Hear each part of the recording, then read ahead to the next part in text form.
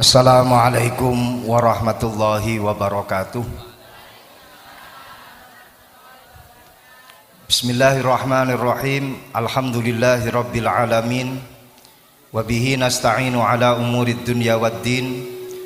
Allahumma salli wa sallim ala sayyidina wa maulana Muhammadinil fatih lima ughliqa wal khatimi lima sabaqa nasiril haqqi bil haqqi wal hadi ila siratikal mustaqim wa ala alihi wa sahbihi haqqa qadrihi wa miqdarihi al-aliyyil azim.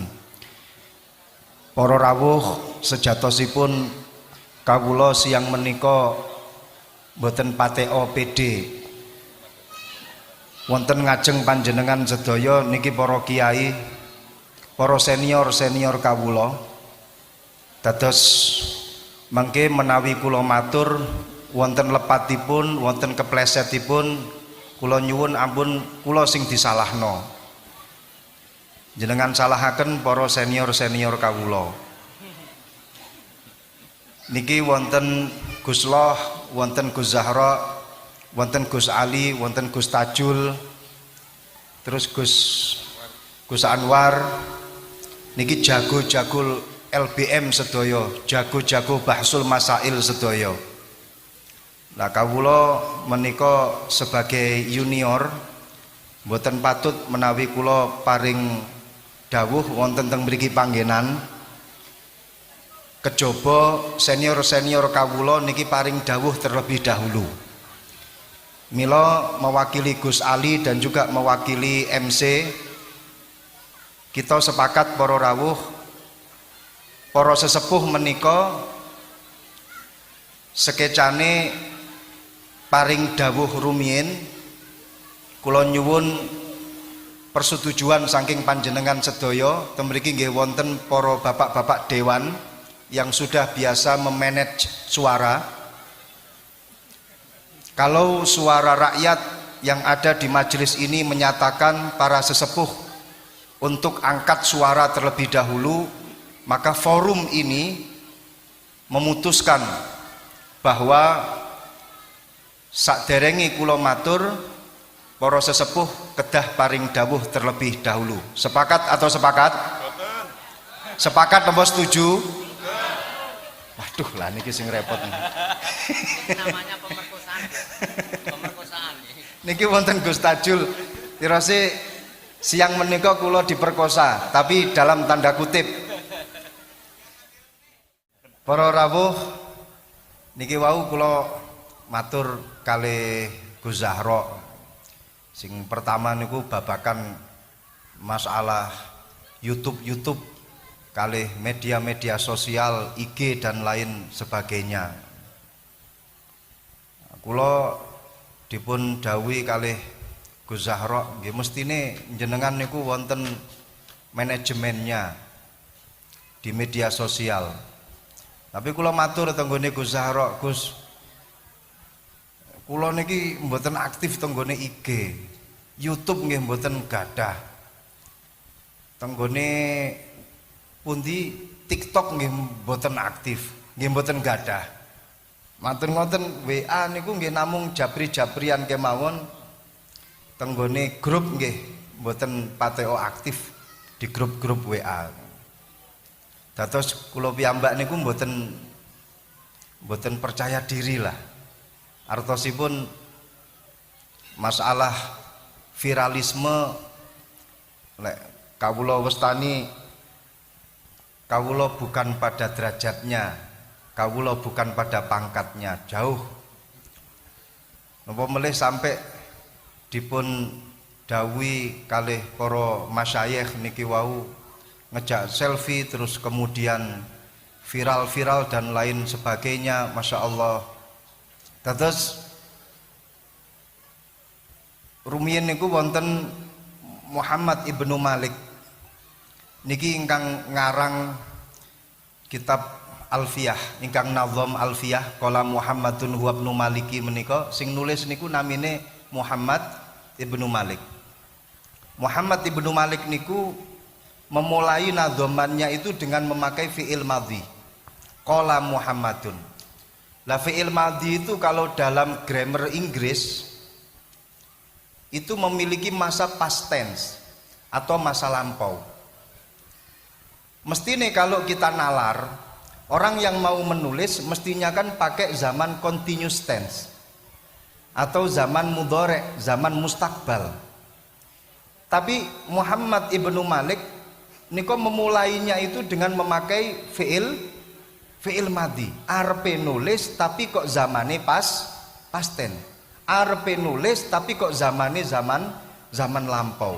Ini yang menjadi keunikan di dalam kitab atau Nadham Alfiyah Ibnu Malik. Dan sebelumnya Imam Muhammad Ibnu Malik niki beliau berasal dari Andalusia. Andalusia niku Spanyol.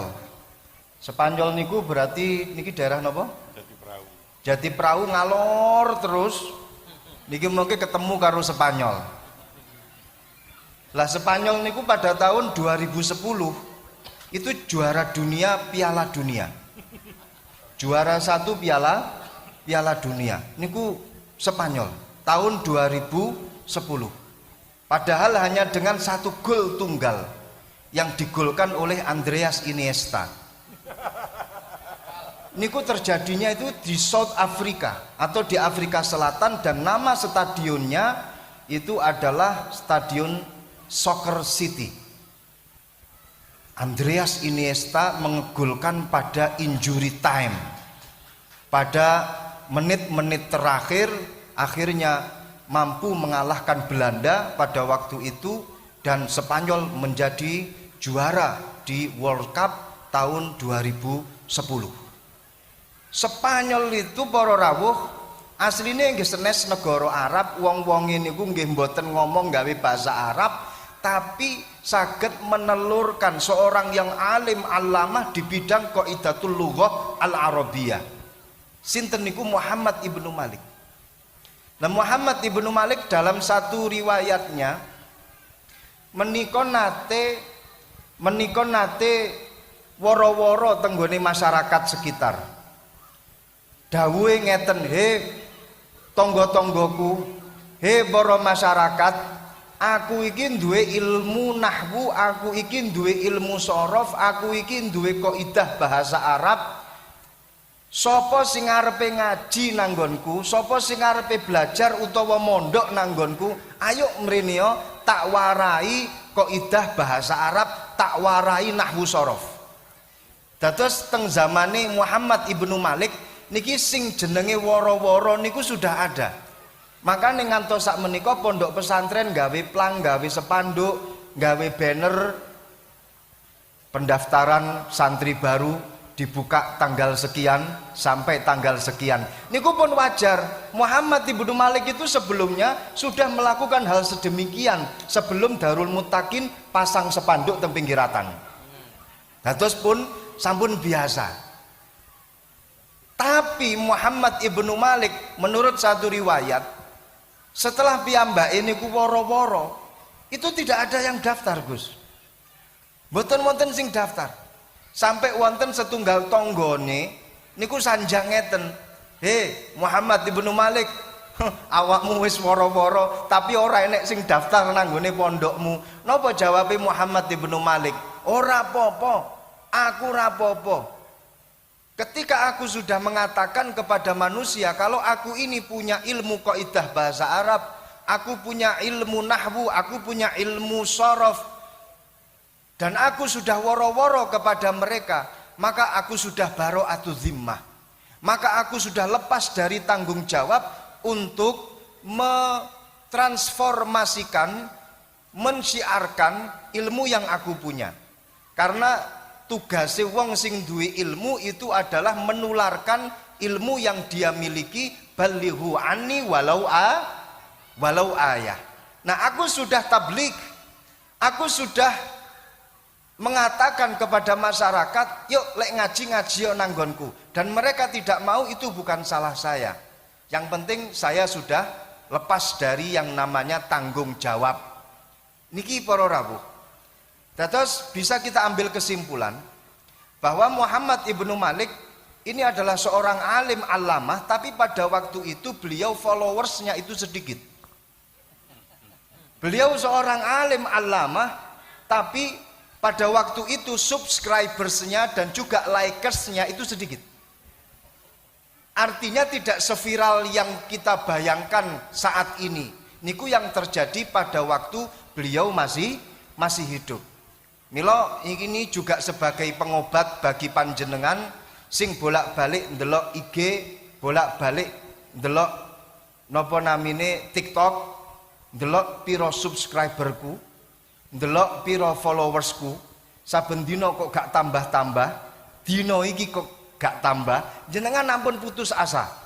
Muhammad ibnu Malik niku followersnya itu sedikit dan paham betul ternyata yang namanya followers tidak semuanya likes, bahkan kebanyakan mereka itu adalah haters. Niki kira-kira sing mbah-mbah paham napa mboten? Paham napa mboten?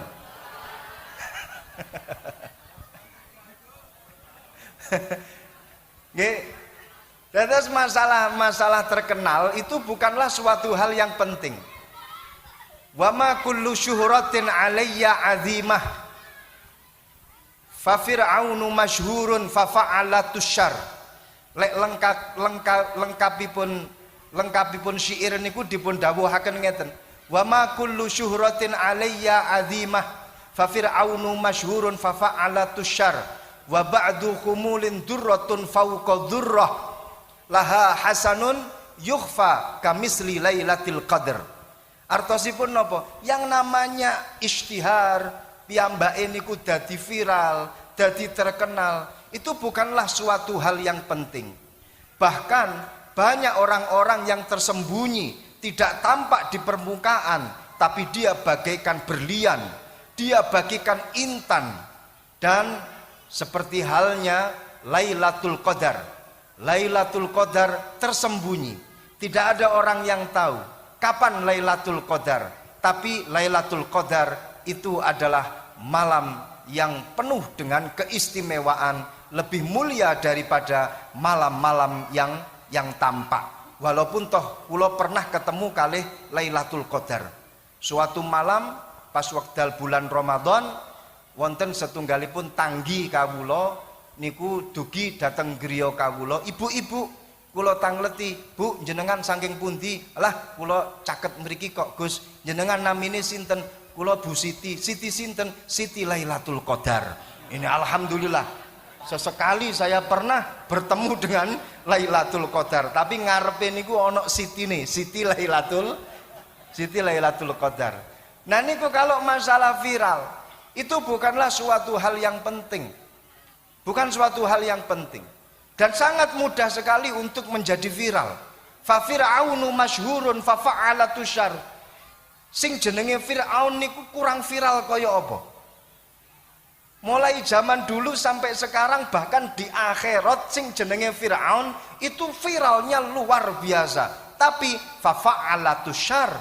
Tapi dia orang yang selalu mengerjakan dan berbuat dosa-dosa besar, akhirnya dadi viral. Wonten setunggal pepatah bahasa Arab niku mengatakan ngeten, bala fi bi'ri zamzam liyashtahar. Lek pengen awakmu dadi terkenal gampang, uyuwana kuwi sumure banyu Zamzam mesti dalam hitungan detik akan menjadi viral. Niku pepatah dalam bahasa Arab lho nggih. Ini jangan dipelenceng-pelencengkan, nggih. Ini tidak menghina atau mengenyek bi'ru Zamzam atau sumurnya air Zamzam. Hanya saja pepatah di dalam bahasa Arab ada yang mengatakan lek pengen viral gampang. Gampangnya pripun? Karek bala fi bi'ri Zamzam liyashtahir. Arepe viral nguyuh nang gone bi'ru Zamzam mesti dadi terkenal. Makanya lek tenggone Jawa niku wonten satu kaidah malih kholaf yu'raf. Pokoknya beda karo wong akeh mesti terkenal. Saat ini kathah sami lenggah sedaya. Lek seumpami ada satu dari panjenengan niku kok ngadeg dhewe, liyane padha lungguh, pasti semuanya akan mengetahui, pasti semuanya akan mengenal dia. Bertanya-tanya, siapa sih? Itu semuanya pada duduk, wah kok itu berdiri sendiri. Kholaf yu'raf. Terus niku masalah viral. Tapi kula mboten matur dateng panjenengan bahwa viral itu tidak penting. Viral itu penting. Tergantung pada niatnya. Tergantung pada niatnya. Mila ketika Imam Al-Ghazali radhiyallahu anhu dipuntangleti bagaimana seseorang itu ketika dia menampakkan dirinya berbuat kebaikan di depan masyarakat, apakah itu diperkenankan atau tidak? Napa jawabipun Imam Ghazali?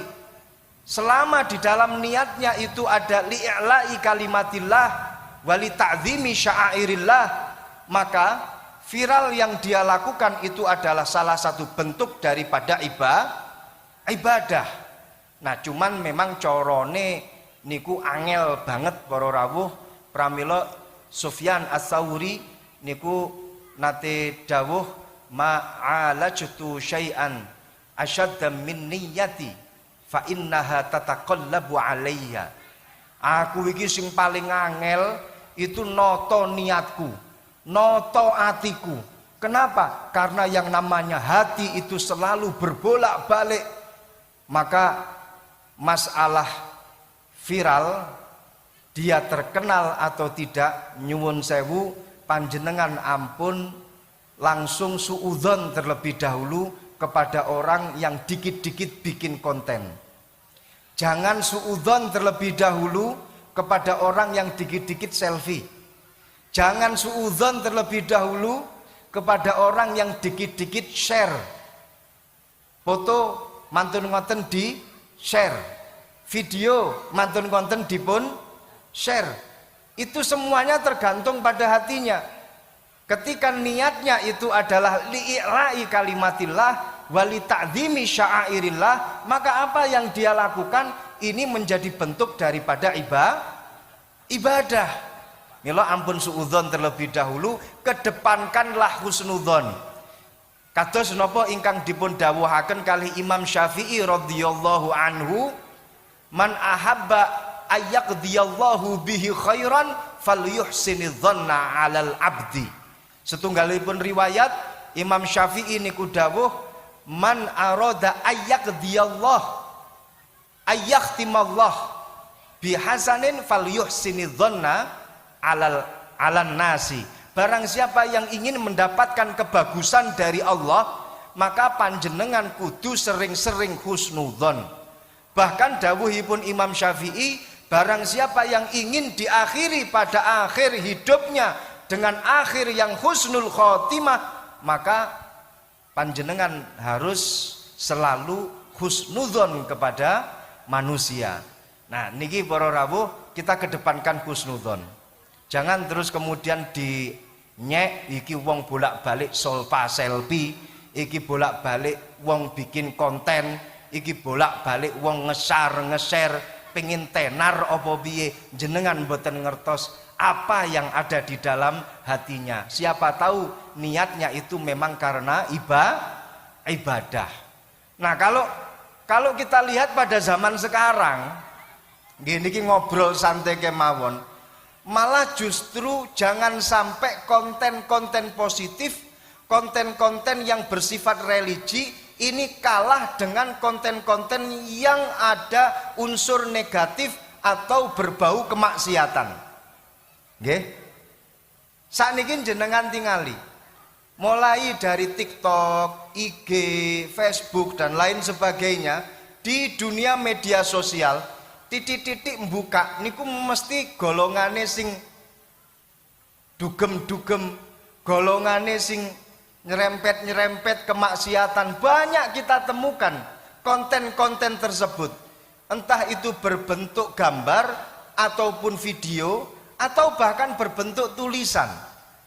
Nah, kalau kita sebagai seorang santri kok tidak berusaha dan berjuang untuk mendominasi di dunia media sosial dengan konten-konten yang positif, malah justru ini satu kesalahan besar, yang artinya adalah mempersilahkan konten-konten negatif mendominasi di dunia media sosial. Ketika mereka tidak malu untuk membuat konten kemaksiatan, Kenapa kita harus malu membuat konten yang bernuansa ibadah? Maka dari itu monggo panjenengan lek ndamel konten nggih monggo panjenengan menawi badhe ndamel share-sharean yang sifatnya itu positif monggo, tapi niate niku wau para rawuh li'ila'i kalimatillah wali ta'dzimi sya'airillah. Lek seumpamane memang panjenengan mampu dan tatak ati sampun ketoto, silahkan lanjut.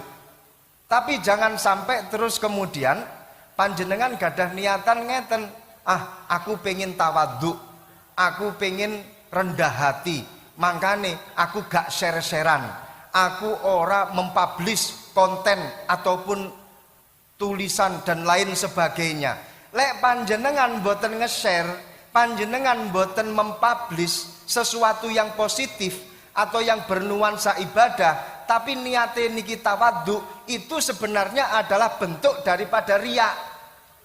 Nggih, dados kan wonten tiyang niku wedi karo riya. Tiyang niku wonten wedi lek seumpama disawang piye karo menungso liyane. Terus akhirnya dia mundur diri, tapi niatannya adalah niatan krono pengen tawadhu. Nah ini pun juga termasuk bagian daripada niat yang salah. Krono nopo? Tarkul ibadah li ajlin nas fahuwa riya. Ngoten lho. Tarkul ibadah li ajlin nas fahuwa riya. Aku gak pengen nge-share konten ben dianggap aku iki wong tawadhu. Aku gak arepe membuat konten dan tidak akan mempublish agar aku ini dikira orang yang rendah hati.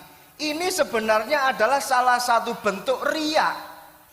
Karena apa? Karena tarkul ibadah li ajlin nas fahuwa riya. Dados para rawuh, jenengan lek arepe berangkat tenggone pengajian tapi niate napa? Aku berangkat pengajian ben didelok karo wong lek aku iki sregep ngaji. Niku adalah riya. Lek panjenengan boten budal ngaji, niat di dalam hati itu mengatakan aku ben dikira wong sing tawadhu, ben ketoke aku iki wong sing rendah hati.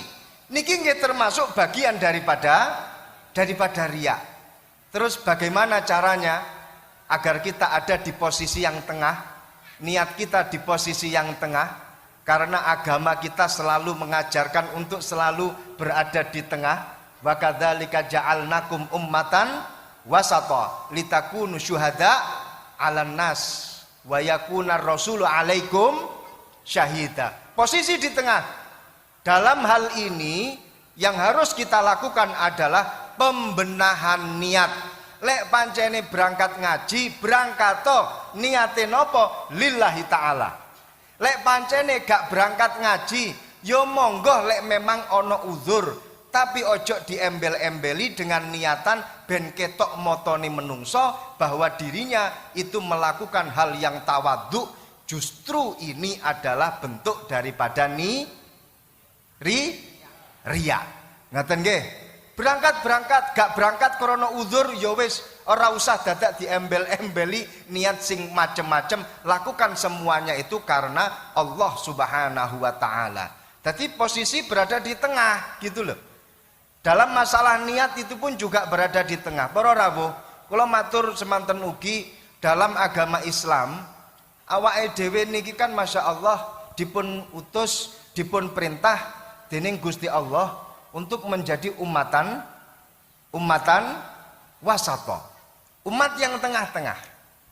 Nah, saat niki apa yang dimaksud dengan umatan wasata? Dari sisi syariat, agama Islam itu sudah berada di tengah-tengah.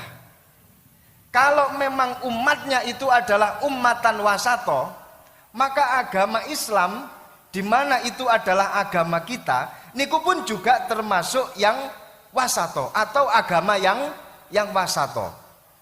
Lek ningali agama-agama yang terdahulu, kados Nabi Sulaiman.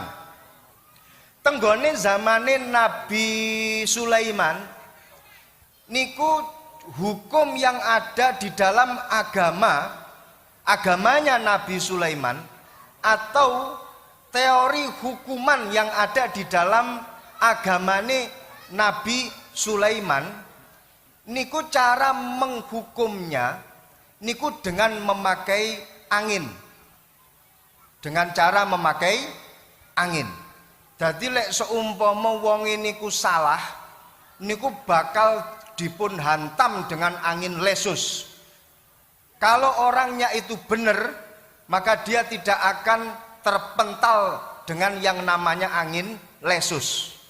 Lek tenggone zamane Nabi Ibrahim, wong niku lek salah, dia itu akan dihukum dengan api, dan api itu akan membakarnya. Niki lek tenggone zamane Nabi Ibrahim. Kalau orangnya itu tidak salah, maka ketika tangannya itu di atas api, maka dia tidak akan terbakar. Makanya Nabi Ibrahim ketika dibakar kalih Raja Namrud niku sak derenge ini mengumpulkan kayu sak monten akeh selama 40 hari para rawuh. Masyarakat Ur niku sakniki namine negara Irak. Niku masyarakatnya dikengken ngumpulne kayu bakar selama 40 hari. Dipun kumpulno terus mantun ngoten Nabi Ibrahim diuncalno ndamel alat namine manjanik. Niku diuncalno saking tebian Nabi Ibrahim nyemplung-plung tenggone lautan api dan beliau tidak terbakar sama sekali. Salah satu mukjizatnya Nabi Ibrahim. Lek tenggone zamane Nabi Musa alaihi salam, untuk menghukum antara orang yang benar dan orang yang bersalah niku nggawe tongkate Nabi Musa. Dadi lek seumpamane wong niku ditakoni awakmu nyolong apa ora? Kula mboten nyolong Nabi Musa. Niki tongkat niki ngertos. Kalau dia berbohong, maka tongkatnya itu akan secara otomatis ngeprui mentungi wong niku wau, bahkan sampai menjadi ular dan menggigit orang tersebut. Tapi ketika dia ditanya, awakmu nyolong apa ora? Mboten, dan ternyata terbukti tidak bersalah, maka tongkatnya Nabi Musa itu nanti akan tetap diam, tidak akan bergerak sama sekali. Niki teng zamane Nabi Musa. Lek tenggone zamane sinten Dzulkarnain itu dengan memakai air. Jadi wong niku lek dihakimi antara salah dan benar, awakmu salah apa ora? Kula mboten nglakoni Raja Dzulkarnain, estu kula mboten salah. Ya wis, saiki nyemplunga nang gone banyu. Lek piyambake niku mlampah teng gone banyu niku terus kok klelep, niki berarti piyambake salah. Tapi kalau dia ditanya, awakmu nglakoni iki apa ora? Mboten, kula mboten nglampahi. Tenan, nggih estu, saiki nyemplung nang gone banyu. Lek piyambake saged mlampah teng gone ndukur banyu, niki berarti piyambake adalah orang yang benar. Niki tenggone zamane Raja Dzulkarnain. Lah tenggone zamane Kanjeng Nabi Muhammad sallallahu alaihi wasallam niku mboten pakai cara-cara semacam itu, tapi pakai bil yamini wal bayyinah wasyahidi, dengan memakai bukti, dengan memakai saksi, dengan memakai sumpah. Jadi diambil jalan tengah-tengah. Inilah agama Islam. Lebih bijak, nggih, lebih berada di tengah bila dibandingkan dengan agama-agama yang sebelumnya. Tenggone zamane agama Yahudi, yang namanya air itu nggih tidak bisa mensucikan. Dadi lek ana barang kena najis gua, pakaian kena najis gua. Bahkan satu riwayat mengatakan lek enek tangane menungso kena najis potong. Niku estu teng zamane agama Yahudi zaman rumiyin. Kalau di zamannya agama Nasrani niku ora enek istilah najis. Jadi yang Yahudi niku air tidak bisa mensucikan. Kalau tenggone zamane agama Nasrani niku babar pisan yang namanya mutanajis niku mboten wonten. Nah, Islam di sini berada di tengah. Di tengah bagaimana perkara kena najis bisa disucikan dengan apa? Dengan memakai air yang tohir mutahhir, air yang suci dan bisa mensucikan. Nah, awake dhewe sebagai umat agama Islam, awake dhewe sebagai seorang muslim, perintah saking Allah Subhanahu wa taala niki kita ini diperintah untuk menjadi ummatan wasata. Lek menurut tafsir Baghawi menukil kalamipun Imam Al-Kalbi temriko dipun sebutaken menjadi umat yang tengah-tengah ini artinya adalah bainal ifrati wat tafriti.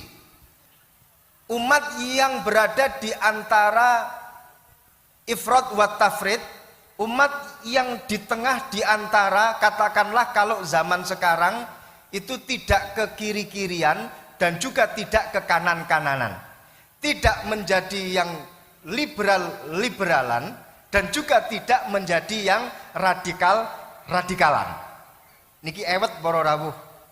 Jadi wong berada di tengah, ketika dia harus bijak, adil berada di tengah, niki luweh angel daripada wong sing berada di ke kanan-kananan kali wong sing berada di ke kiri-kirian. Lek wong sing berada tenggone ke kanan-kananan atau katakanlah orang-orang radikal niku cukup belajar kulite nas, belajar kulit dalile tenggone Al-Qur'an utawa teng hadis, atau belajar secara instan maca buku terjemahan selesai. Gampang dadine. Ora usah dadak belajar asbabun nuzul, belajar asbabul wurud, belajar usul fikih. Ora usah dadak ndaki-ndaki ngapalke alfiyah, ngapalke imriti. Cukup maca terjemahan, cukup titik-titik membuka Google. Dadi. Tapi nggih resikonya semacam itu.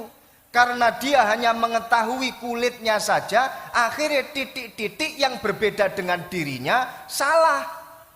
Akhirnya orang yang tidak sepakat dengan statementnya, yang tidak setuju dengan keputusannya, disalahno. Ketika berbeda dengan dirinya, langsung dikatakan bid'ah. Ketika berbeda dengan dirinya, langsung dikatakan kafir. Ketika berbeda dengan dirinya langsung dikatakan musyrik, sak piturute. Padahal di pondok pesantren nggih, ini jelas lembaga yang mengajarkan kita untuk menjadi generasi yang wasato. Lembaga yang mengajarkan kita untuk menjadi kader-kader yang wasato. Teng mriku diajarkan bahwa man ittasa'a ilmuhu ittasa'at rahmatuhu. Barang siapa yang luas ilmunya, pasti kasih sayangnya kepada manusia juga akan luas. Gak titik-titik nyalahno, gak titik-titik ngafirno. Niki para rawuh. Man ittasa'a ilmuhu ittasa'at rahmatuhu. Wa man kasura ilmuhu qalla ingkaruhu. Dan barang siapa yang banyak ilmunya, ingkar terhadap perbedaan itu pasti akan sedikit. Beda kalih wong sing titik ilmune, titik-titik beda karo dheke langsung sikat. Ingkar, langsung disalahno. Tenggone pondok pesantren ini adalah lembaga yang mencetak generasi-generasi yang wasato, gak titik-titik nyalahno. Selain itu, menjadi umatan wasato, menjadi generasi yang wasato, itu pun juga tidak terlalu ke kiri-kirian. Atau katakanlah mereka-mereka yang menganut paham liberal. Lek sakdurunge liberal niku terkenal dengan sebutan paham Mu'tazilah. Sakdurunge Mu'tazilah lahir niku dipahami dengan kaum Khawarij. Kados Abdurrahman ibn Muljam yang membunuh Sayyidina Ali ketika akan melaksanakan sholat subuh, tepatnya ada di negara Kufah atau di daerah Kufah. Abdurrahman bin Muljam, orang Khawarij, shaimun fin nahar, shaimun fin nahar wa qaimun fil lail. Tapi piyambake hanya memaknai dari sisi luarnya saja untuk semua dalil, untuk semua nas. Wa man lam yahkum bima anzalallah faulaika humul kafirun. Jadi dimaknai cuman jobone tok. Niki kalau orang-orang yang terlalu ke kanan, nggih. Orang-orang yang ke kanan. Nah, saat ini kita akan berbicara tentang masalah liberal. Liberal atau dulu namanya itu adalah Mu'tazilah. Niki para rawuh, mereka itu hanya mengedepankan akal. Mereka hanya mengedepankan rasio. Ketika ada nas dalil yang berbeda dengan akalnya, pokoknya salah. Bahkan dia terkadang mengedepankan akal dan membuang dalil. Pokoknya yang dimenangkan itu adalah akalnya saja. Lah dadi wong sing kados ngeten iki gampang para rawuh. Selama dia punya akal yang bisa bergerak cukup. Walaupun toh gak pate mempeng sampai ngapalno alfiyah, gak pate mempeng sampai belajar lubul usul, gak pate mempeng sampai belajar Fathul Wahhab. Niki dadi wong sing kados ngeten niki gampang. Sing penting duwe akal yang bisa digerakkan, maka dia sudah sukses untuk menjadi orang liberal. Makanya ini orang yang semacam ini kalau dalam ilmu tasawuf piyambake niku min ghairi akil. Walaupun toh dia sebenarnya punya akal. Wonten satu kaidah, man aqalahu aqluhu amma la yambaghi fahuwa akil. Barang siapa yang akalnya itu bisa memanage tingkah lakunya, akalnya itu bisa memanage mindsetnya, daya pikirnya, pergerakan otaknya, maka dia adalah orang yang akil, orang yang punya akal. Keranten akal itu berasal dari bahasa Arab, artine akal itu adalah ikete unta.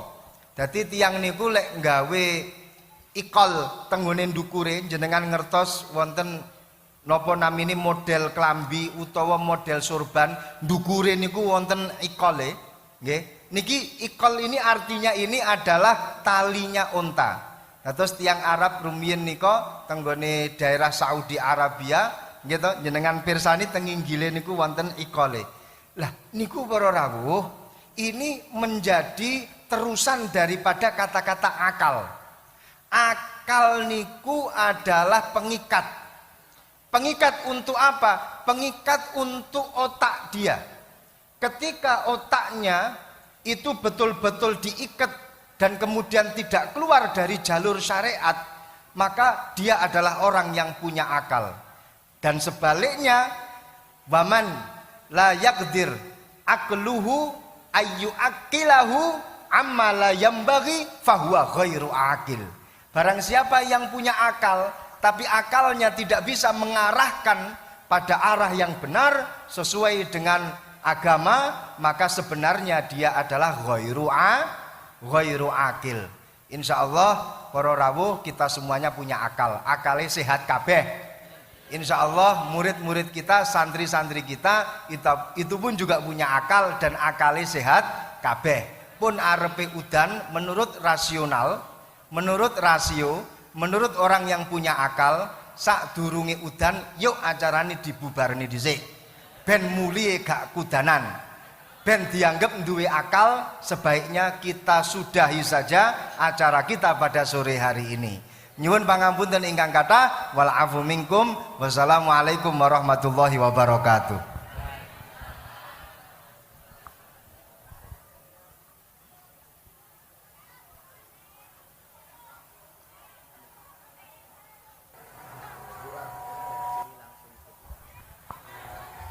Mewakili MC kagem doa kasuwun dumateng panjenenganipun Gus Loh. Kepada beliau wekdal saha panggenan kawula sumanggaaken. Mewakili Gus Reza, donga kawula suwun Gus Zahro.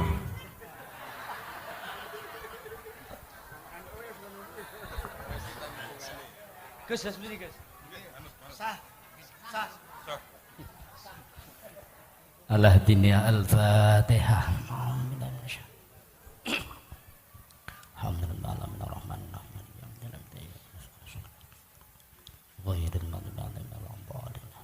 Allahumma sholli wa sallim wa barik ala sayyidina Muhammad wa ala ali sayyidina Muhammad walhamdulillahi rabbil alamin.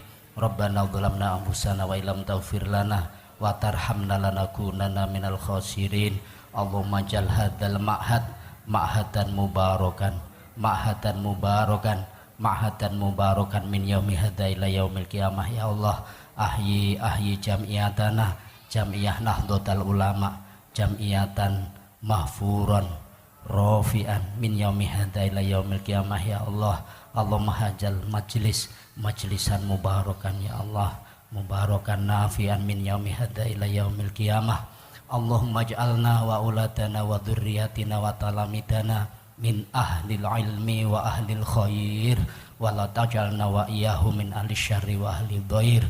Rabbana ighfir lana dzunubana wa kaffir 'anna sayyi'atina wa tawaffana ma'al abrar. Salimna wal muslimin min afatid dunya wa min adzabil akhirah. Rabbana khtim lana bisalamah, Rabbana khtim lana bisa'adah, Rabbana khtim lana bi husnil khotimah wa na'udzubika min su'il khotimah. Rabbana atina fid dunya hasanah wa fil akhirati hasanah wa qina adzabannar. Subhana rabbika rabbil izzati amma yasifun. Wassalamun alal mursalin walhamdulillahi rabbil alamin bisiri wa bi barakatil Fatihah. Suratul mustaqim suratul ladzina an'amta 'alaihim ghairil maghdubi 'alaihim waladdallin. Amin. Assalamualaikum warahmatullahi wabarakatuh.